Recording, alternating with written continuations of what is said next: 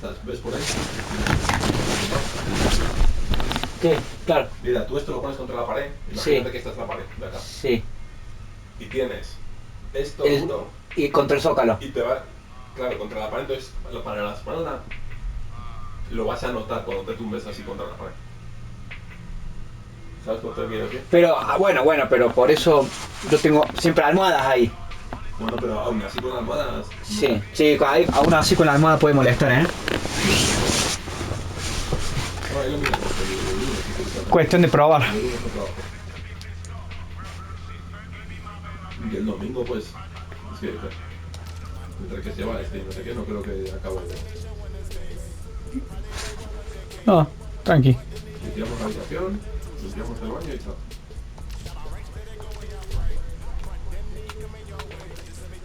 Sí.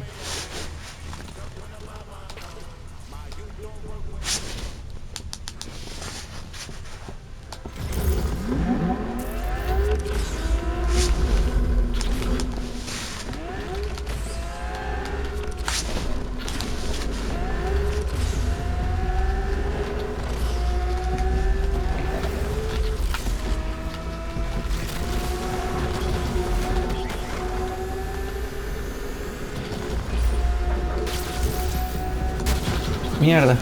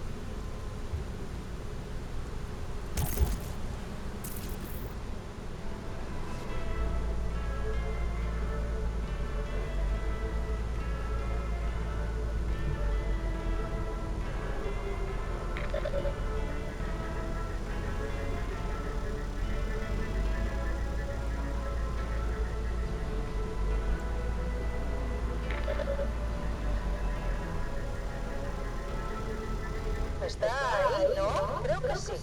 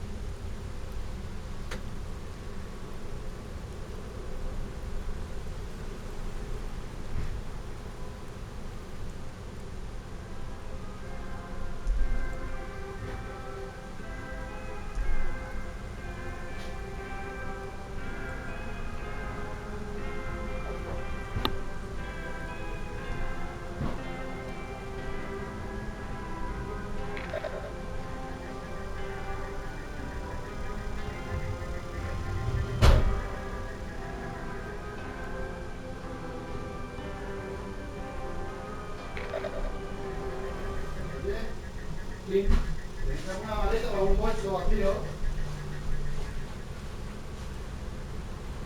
Si tenemos o que... Si nos sobra una valija.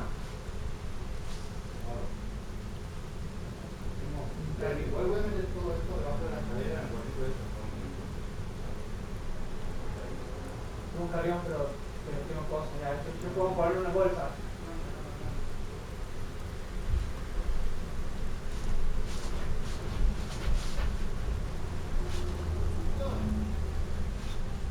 ¿Eh?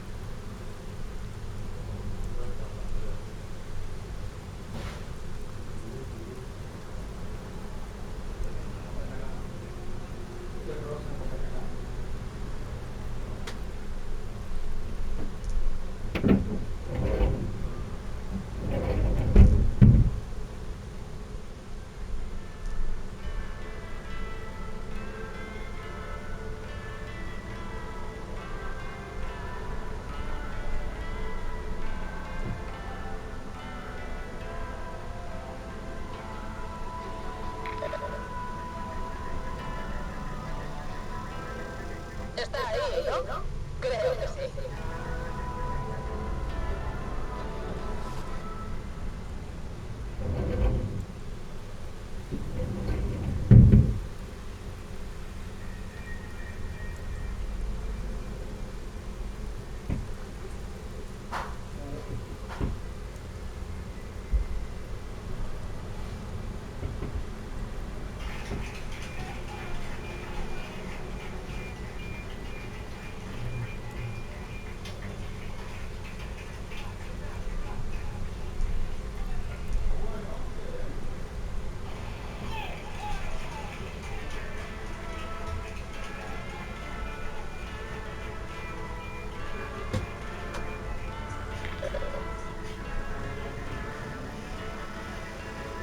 Está ahí, ¿no? Creo que sí.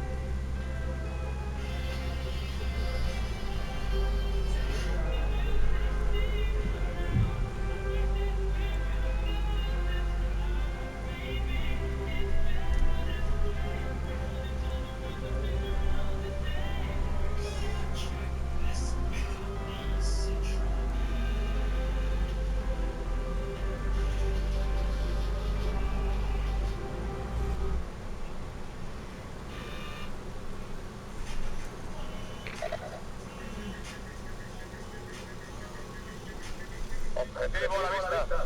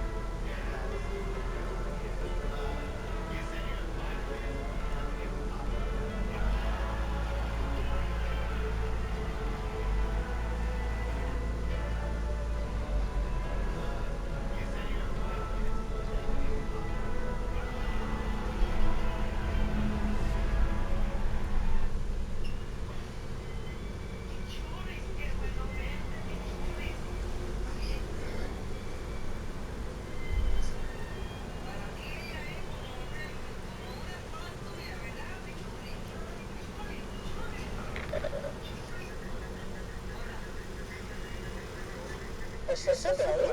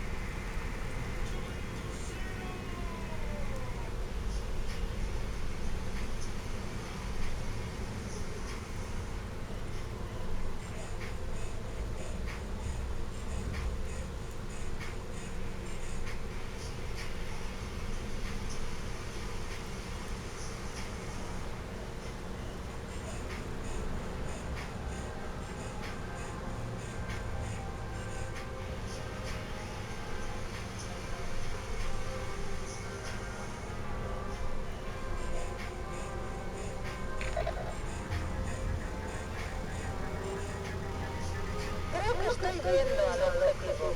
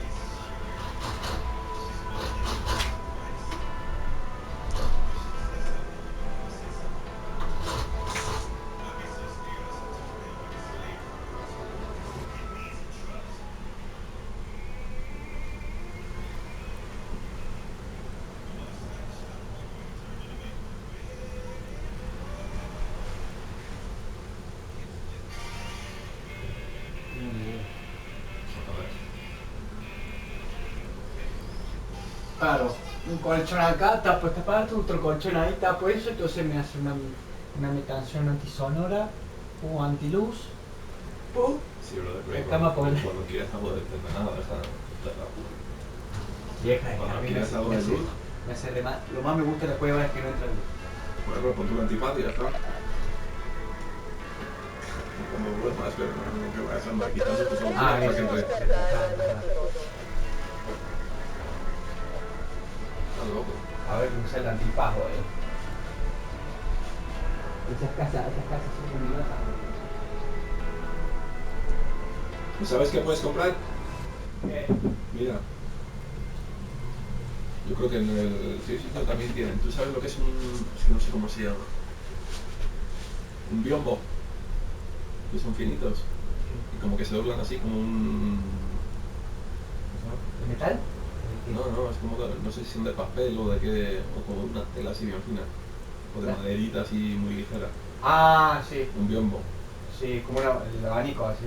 Sí, como un abanico es, pero alto. Y eso ¡Oh! lo abres y lo cierras y ya está. Y te va a tapar... o sea, algo de luz va a entrar, pero no como esto. Y eso es cómodo porque es lo mueve rápido, o sea, es pim, pum. O sea, En un rato salgo es para como una persiana, pero... Mira, almuerzo y me voy al triste.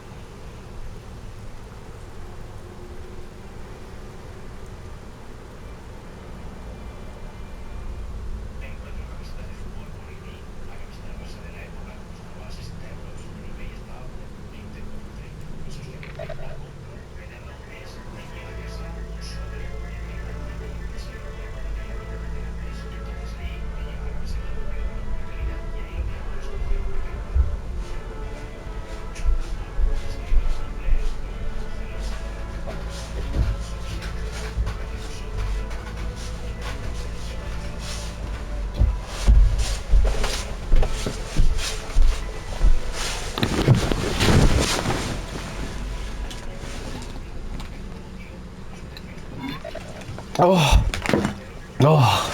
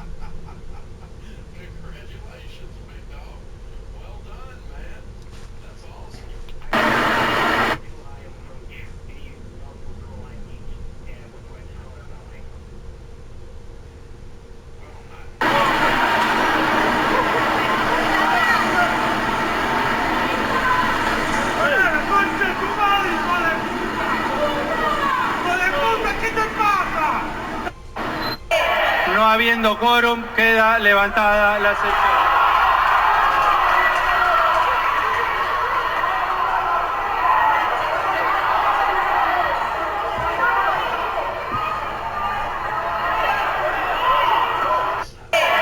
hablar del fondo cuando pagamos al Fondo Monetario Internacional. O sea, que nos vengan a decir que nosotros queríamos no pagar la deuda, no, discúlpenme. De todos los que están acá, los únicos que pagamos fuimos nosotros. Todos los demás se endeudaron. Todos los demás trajeron de vuelta al fondo. Nosotros no. Dejan el patrullero sin nadie abierto para que lo prendan.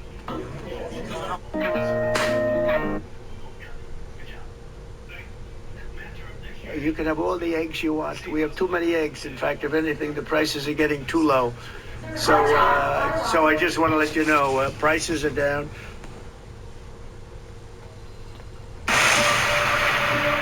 Elena, being a hero.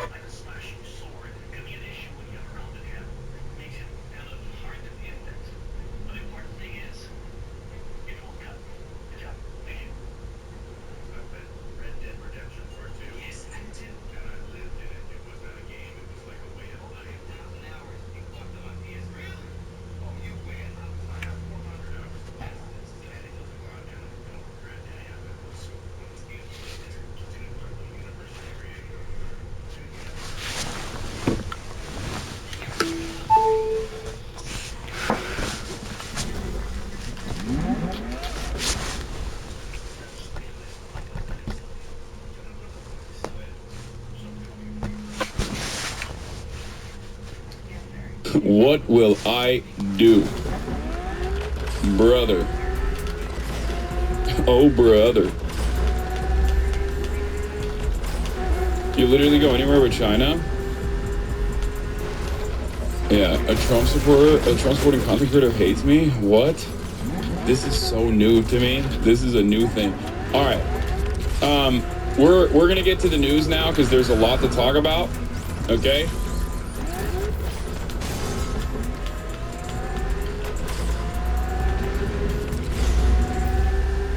There's a lot to talk about. Obviously, we're going to start off with the Supreme Court of the United States, which once again came out with a decision, this time 7-2, not unanimous, because, you know, that's also concerning in and of itself, demanding the halting of deportations of Venezuelan migrants in Texas. Now, will the Trump administration follow through on this order? What the language looks like within the order. These are things that matter.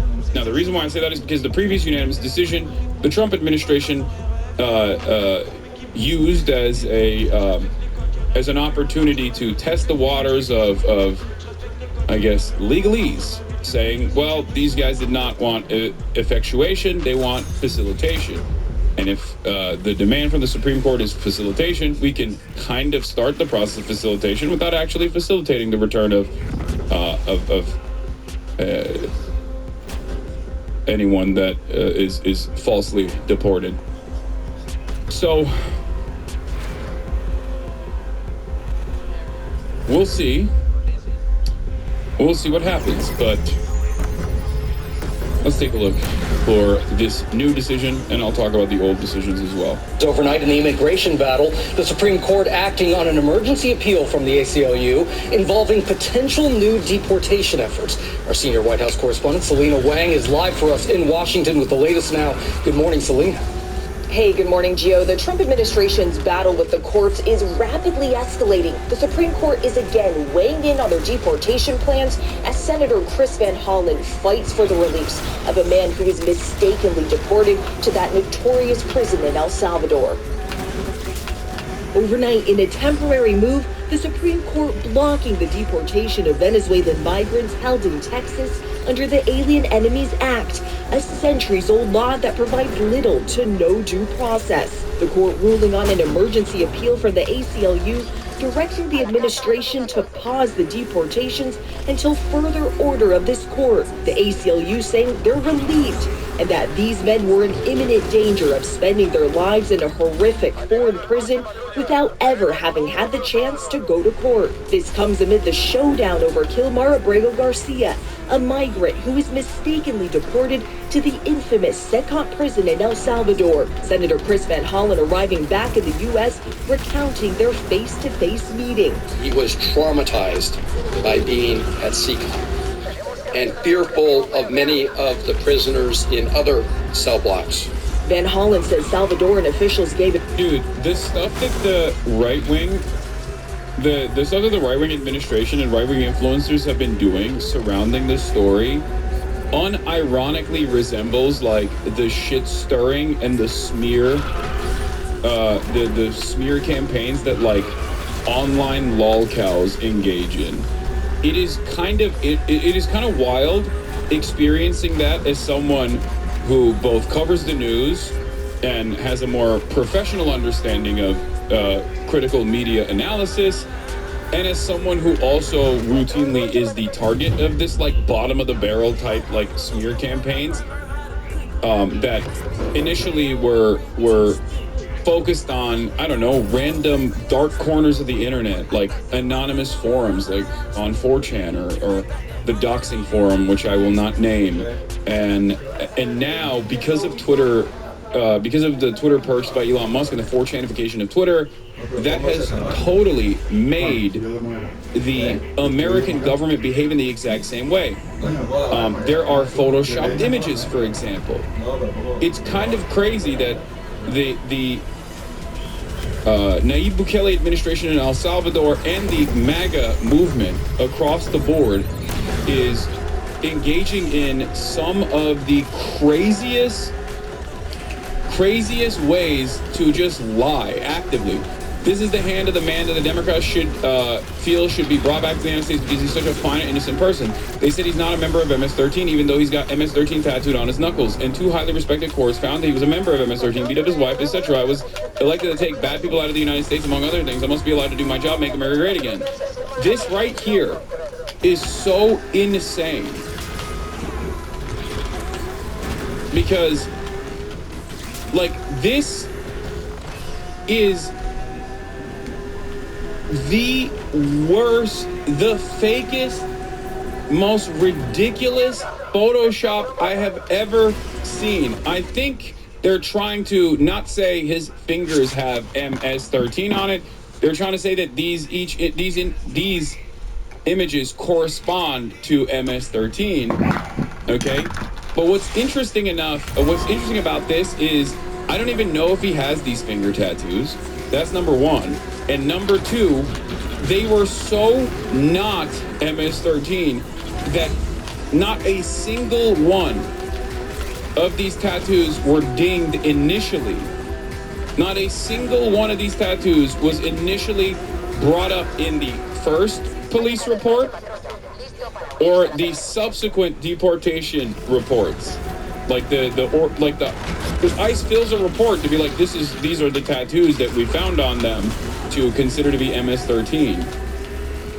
And it's also wild because, yeah, this is New York Post runs an article suggesting the tattoos of Abrigo's hands are a sign of MS-13 affiliation, using a tweet from Captive Dreamer, an actual Nazi, as a source. This is Jesse Singal criticizing it. Libs are even freaking the fuck out about this. Right-wing liberals are freaking the fuck out about this. Bill Kristol is writing about how insane this is. Like, in the previous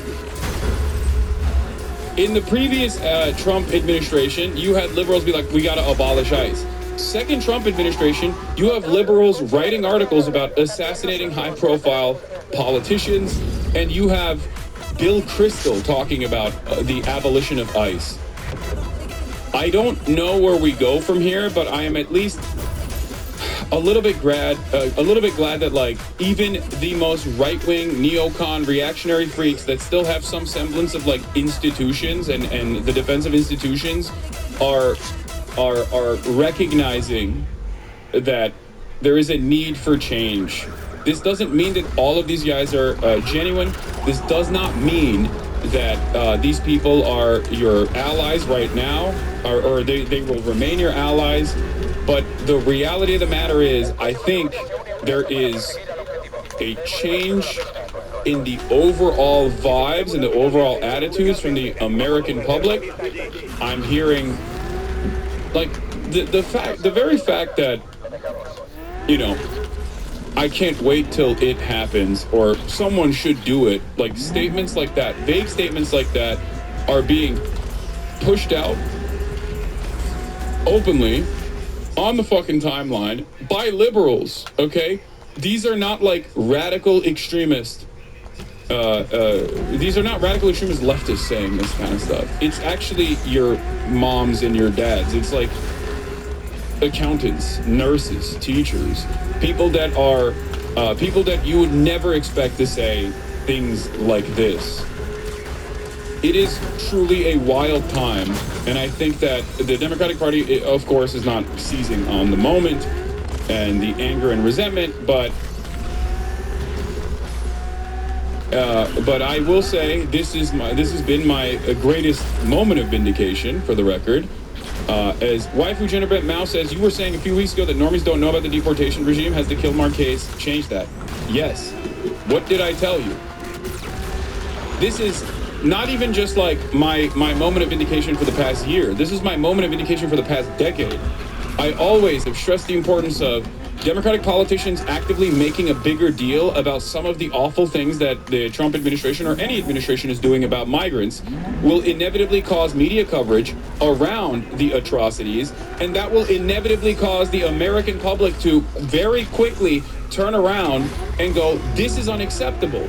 I've been saying this. I've been saying this for years. I said this in the Biden administration, the beginning of the Biden administration, where I openly stated early on, April or February of 2021, when the Biden administration was using Customs and Border Patrol to, whip Haitian asylum seekers at the border, I was saying they cannot do this. They have to abide by the campaign promises that they made the first 100 days of immigration, like actively trying to create pathways towards amnesty. And if they don't do that, and if they cave and capitulate the right-wing framing on this issue, which I expected they were going to do, which they of course did, that the entire conversation would flip to the right, and Americans would become incredibly reactionary on the issue of immigration, which happened.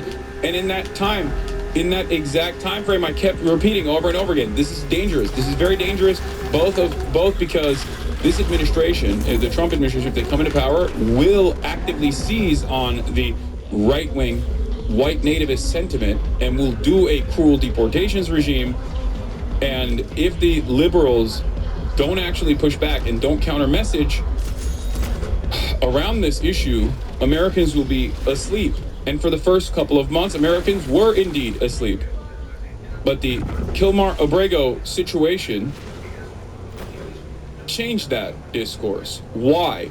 Because the admin, due to one immigration attorney of the federal government and his moment of honesty, his brief moment of recognition and honesty, which he was subsequently fired over, okay, where they admitted that they had made a mistake in deporting Kilmar Abrego Garcia, a Maryland resident, to El Salvador, despite previous court orders not to deport this man to El Salvador. They made a mistake and they admitted that mistake, and that all of a sudden was a pivotal moment where people started focusing on this issue. And then Maryland Senator Chris Van Hollen, as I said, as I supported over and over again, actively pushed the issue and put his body on the line, flew directly down to El Salvador, and this became an even larger issue of note.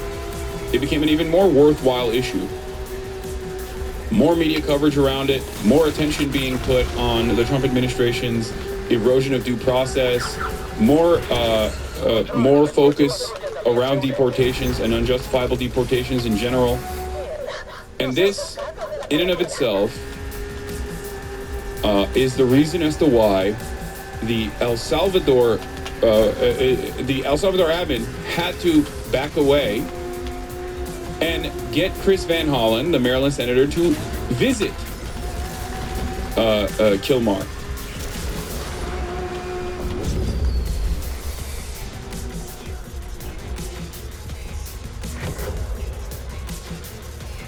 I'm telling you right now, no, they didn't admit they were wrong. One of their lawyers did and was promptly fired for doing so. No, what do you mean? That's what I said.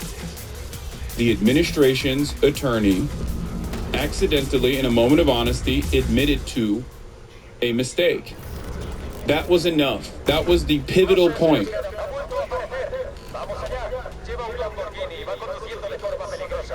Do you understand? For years and years, I have been screaming from the mountaintops about Democrats doing exactly what Van Hollen should have been doing, okay? Or what Van Hollen has done. Make this an issue that people have to pay attention to. And the first moment that they seized on that opportunity, we are seeing changes occur.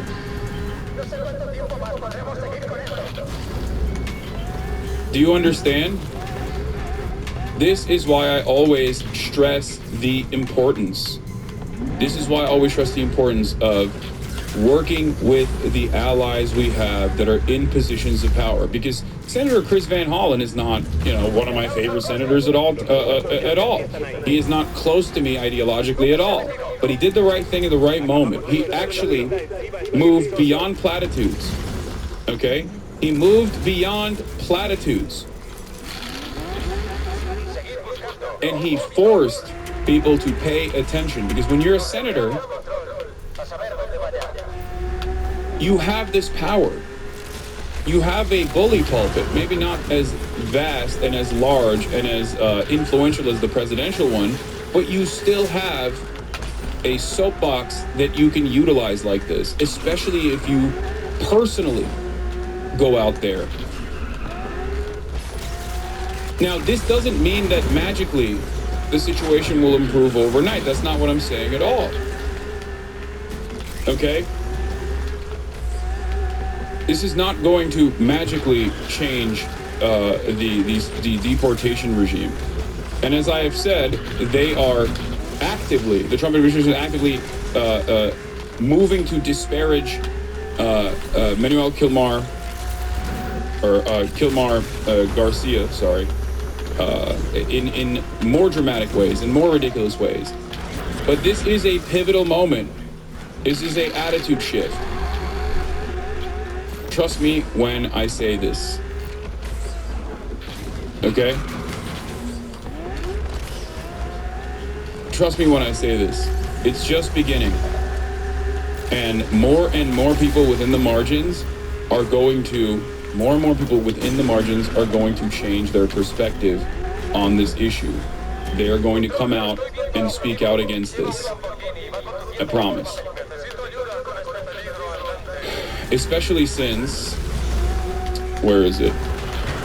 This very moment right here is a pivotal one because it shows everyone that has been protesting that your anger and your protests do matter, that Democrats taking a principled stance matters.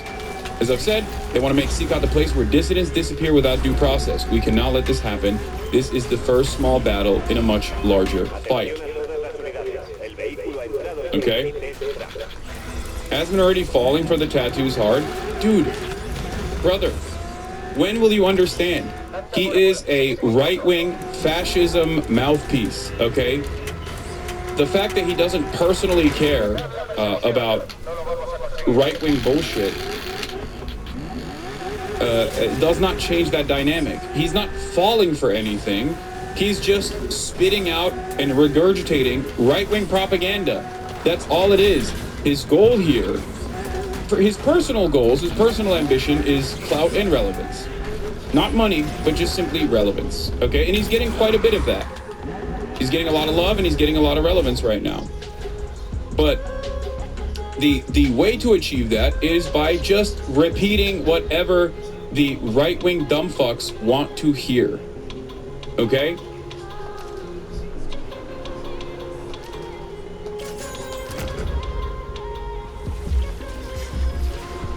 It's not about being correct.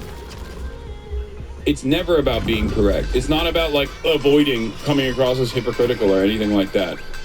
Very few people that are that invested in the right-wing project care about that. Okay?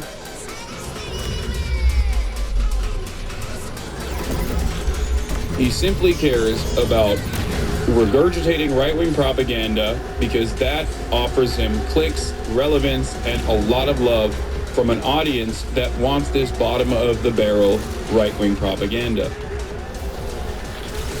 while also demonstrating himself as an apolitical centrist who seemingly almost always finds himself suspiciously on the reactionary side of every issue.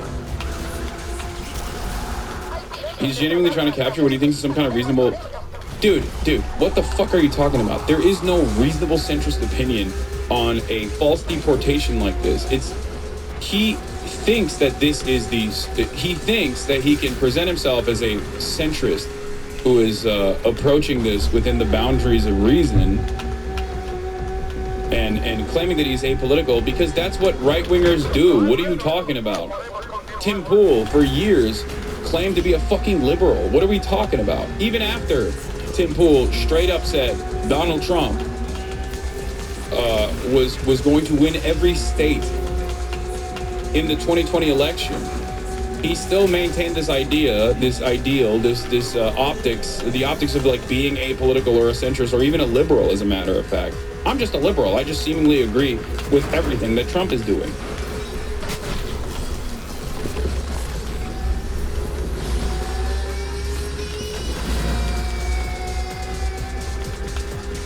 Please, stop. It's just marketing. Some of you fall for the marketing pretty aggressively, I think.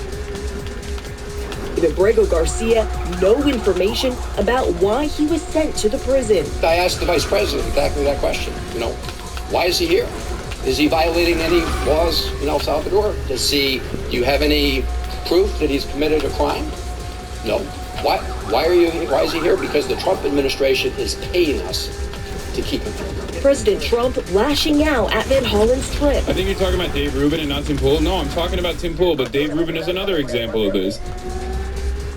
When the I'm a centrist thing, when the I'm a centrist that's simply looking at this from a reasonable position shtick dries up, when that position dries up, they inevitably swing actively to the right. They will openly recognize that they're right-wing, to the surprise of nobody, okay? But it's the same fucking grip. I've been doing this for 10 years. Do you know how many fucking centrists I've seen? Jordan B. Peterson. Jordan Peterson was supposed to be a centrist, a liberal, Canadian, right? What happened? Look at where he's at now. Bill Maher, supposedly the centrist liberal. These guys have always done the same thing, and people keep falling for it over and over again. It's so shocking to me. No, look, he's a fake. I know him. I know them all. They're all fake. And they have no interest in that prisoner. That prisoner's record is unbelievably bad. The Trump administration insists Abrego Garcia is a violent gang member. Yeah, okay. And I'm going to tell you some of the most insane things that these guys have done, both Nayib Bukele and also the Trump administration has done so far to lie about this dude, okay? He's a first-year smart apprentice, okay? Sheet metal and transportation worker apprentice, okay? Like, this dude is a union member. He's a union brother. He has an American citizen wife and an American citizen son with special needs. And the way that they are disparaging him in an effort to justify this deportation is instructive, because they want to be able to get away with swaying the public opinion at a time when there is finally some pushback. They also don't want to show that they will cave and capitulate to any kind of pushback, no matter what. Has the union made a statement on this? Yes, the union has made plenty of statements on this, of course. His union was one of the first organizations that came out with a public statement.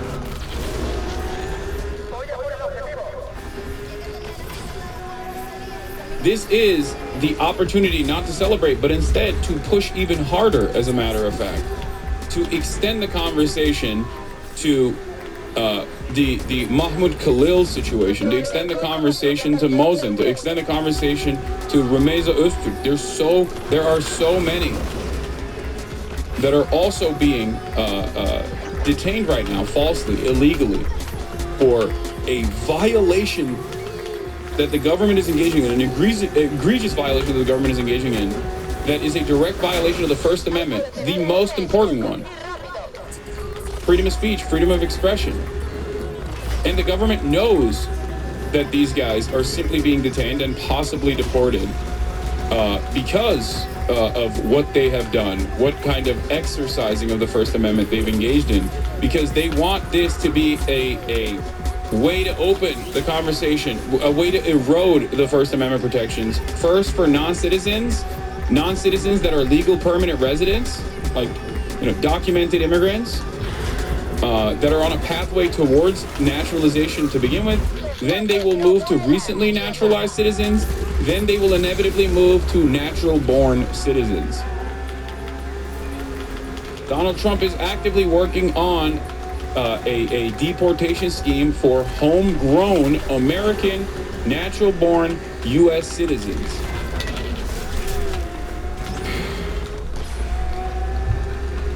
I'm telling you right now, this is where it is headed. I have not been wrong so far, so heed my warnings. Okay? A lot of people are still kind of oblivious to the grand scheme here, the larger goals of this administration.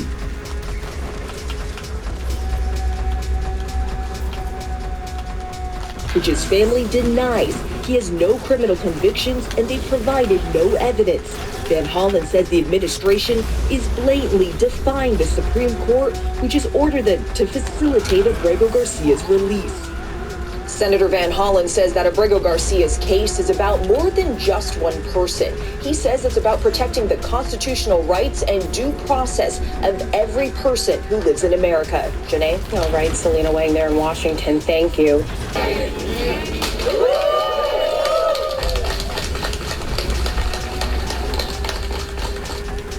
I do need you to understand something here, okay?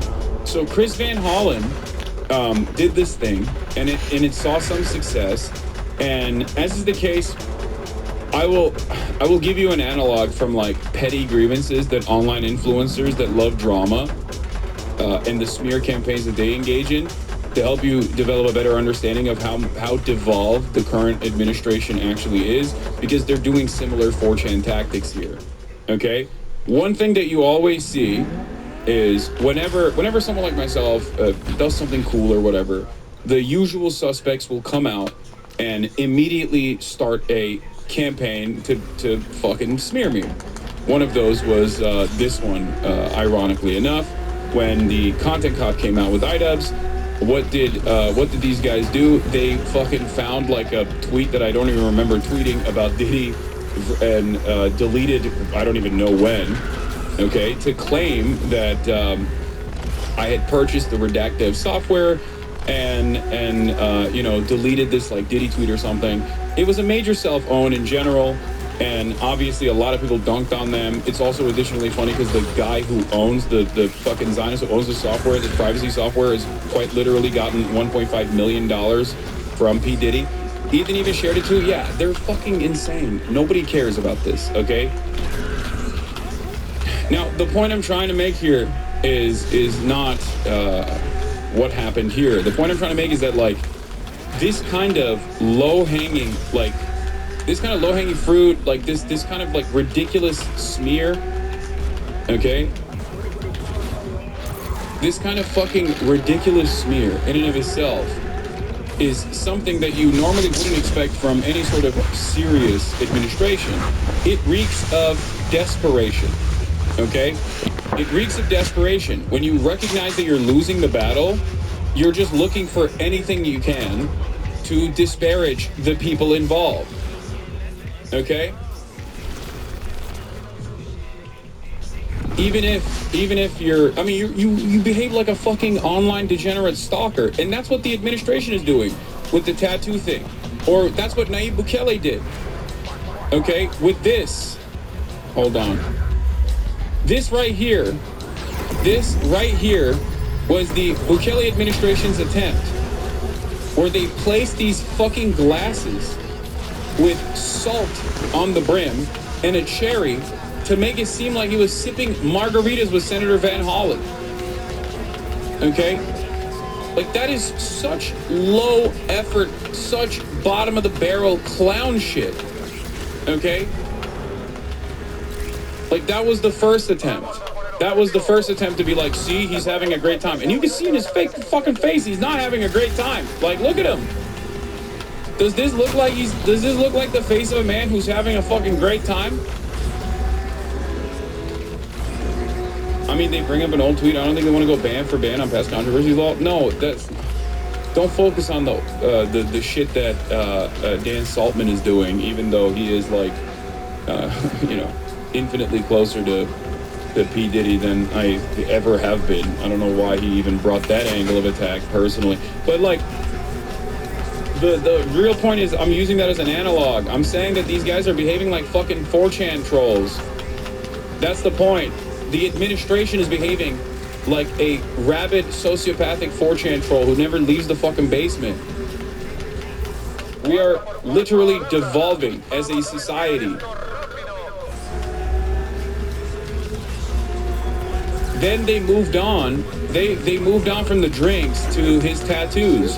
Or they turned around and showed a point from this conversation where Chris Van Hollen looks behind, thinking that Kilmar's wife is to his right instead of his left. They literally fucking zoomed in on it. They zoomed in on it to be like, oh, he doesn't even know who Kilmar's wife is. Like, that was insane. Like, the shit that these guys are doing right now, is so fucking deranged. They're trying to belittle Chris Van Hollen for the attempts and his achievement in this regard, and they're reaching for some of the most desperate shit they possibly can. Most of it is irrelevant to the point of contention, of course, but it's a way to basically engage in a war of attrition. It's very effective. No, it's not. It's only effective if you find yourself duped by any number of different things and you don't focus up on the main problem. And the media luckily has not caved into this, okay? The media hasn't thus far given into this. One thing that they also did was bring up the domestic civil, the domestic issues that Kilmar and his wife had, right? Immediately, they were like, see, he's a wife beater, he's a wife beater. It's like, bro, his wife is literally prominently on stage every day demanding his return. That doesn't make you question the things that you're going along, that doesn't make you question the things that you're presenting as like a reason to keep him in fucking El Salvador. Not only did she file for a temporary restraining order, she never actually fulfilled the restraining order in any way. She never actually fulfilled the restraining order at all. She also had to give quotes to Newsweek about this, where she had to be like, listen, wait, I was really worried and you know, I guess quote unquote jumped the gun when I filed for this out of caution because of my previous relationship that was abusive. And we worked through our problems, and I never actually fucking filed I never actually went along with the restraining order in general. We went to marriage counseling, and we're in a fucking loving relationship where I want my husband to come back to the United States of America. So, the idea that this is enough for enough justification for deportation is silly on its face, but it doesn't fucking matter, right? It doesn't matter at all. They're just desperately grabbing onto anything and everything they can do. I'll give you another analog. It's like when the ADL recognizes that they have lost the battle, the propaganda battle. The ADL does not have any power here, any influence here in swaying public opinion because of Israel's atrocities. What do? They turn around and focus their attention and their priorities on increasingly smaller targets. After October 7, Bill Ackman was doxing Harvard students for writing fucking in the Harvard newspaper identical pieces to the Haaretz editorial board that said October 7 is still directly the responsibility of Israel, which is true. It's a correct statement. And A bunch of Harvard students got doxxed for that, and Bill A. Packman was running around demanding flesh, okay? A year into Israel's genocide, the public opinion has changed dramatically against Israel. And what are they doing now? They're going after, like, the Weather Channel for having a fucking advertisement where one of the models is wearing a keffiyeh. So, like, the targets change, and they get increasingly pettier, increasingly more petty, and increasingly less consequential targets overall. But it's an act of desperation. Okay? That's it. This comes from the desperation that they recognize because they're losing. They're losing on the public front. People are starting to recognize what the fuck's going on. Do you understand? They're just grasping at straws. They're just trying to grab onto anything and everything they can. So here's what happened. When I first sat down with Kilmar, we just had glasses of water on the table, and maybe some coffee. And as we were talking, one of the government people came over and deposited 2 other glasses on the table with ice, and I don't know if it was salt or sugar around the top, but they looked like margaritas. And if you look at the one they put in front of Kilmar, it actually had a little less liquid than the one for me, maybe in front of me, to try to make it look, I assume, like he drank out of it. Let me just be very clear. Neither of us touched the drinks that were in front of us. And if you want to play a little Sherlock Holmes, I'll tell you how you can know that. So if you look at the video or the picture I sent out from the beginning of our meeting, you'll see there are no glasses on the table. So you'll see in later videos they are on the table. But they made a little mistake, for some people very careful, right? This is bad Hasbara, exactly. They're doing Israel shit. That's what they're doing. It reminds me of a desperate but violent state that is actively trying to do anything and everything they can to disparage the people that they are torturing, okay? And those who demand an end to said torture. If you sip out of one of those glasses, some of whatever it was, salt or sugar. Additionally ironic because Nayib Bukele is Palestinian, by the way. I hate to recognize that, and I hate to admit that, but he is, he is probably the worst Palestinian on the fucking planet, but... It disappeared. You would see a gap. Yeah, people don't know that Nayib Bukele is literally Palestinian. Nobody drank any margaritas or sugar water or whatever it is, but this is a lesson into the lengths that President Bukele will do